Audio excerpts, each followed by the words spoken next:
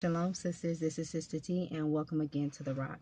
I'm here to make a short video regarding living set apart as sisters um, from a woman's perspective, of course. And I want to use my life as an example, or, yeah, to give you a good example for me personally.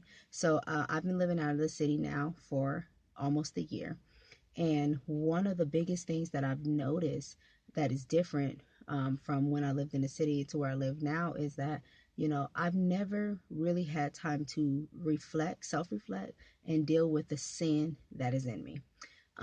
When you leave the city, one of the things that you notice is a lot of noise, a lot of distractions, a lot of influences leave your life as well, because you're not influenced by television, you're not influenced by Facebook, you're not influenced by YouTube, you're not influenced by relatives, friends, or just the noise of just the city, your next door neighbor.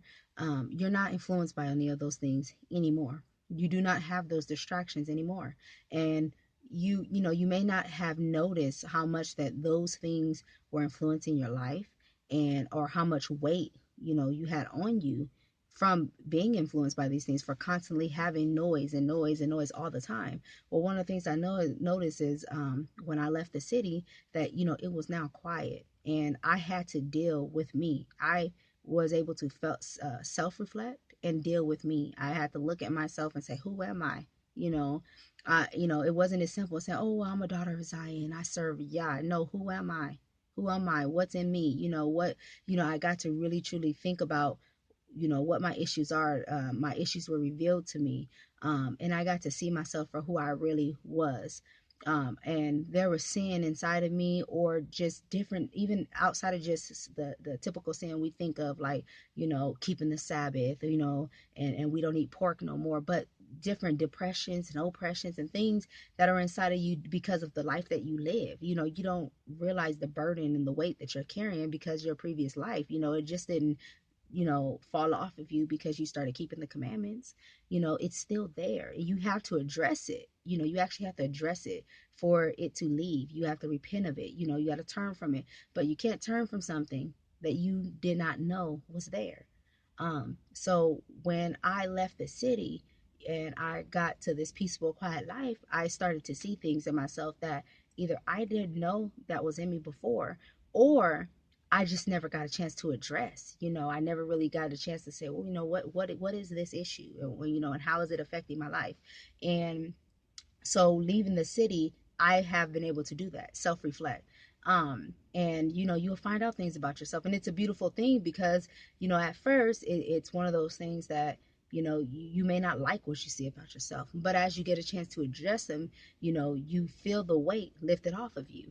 Another thing that I can tell you that's different, you don't have the time to be idle.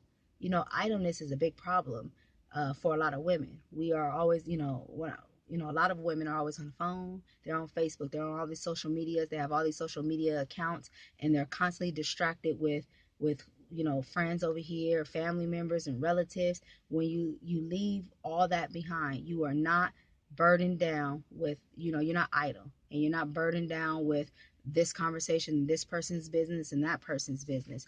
And when you live like how I live, I'm off grid on top of leaving the city. I'm also off grid. There's always work to be done. There's never a day that you don't have work to be done, on top of taking care of your family and children, but there's always something to do.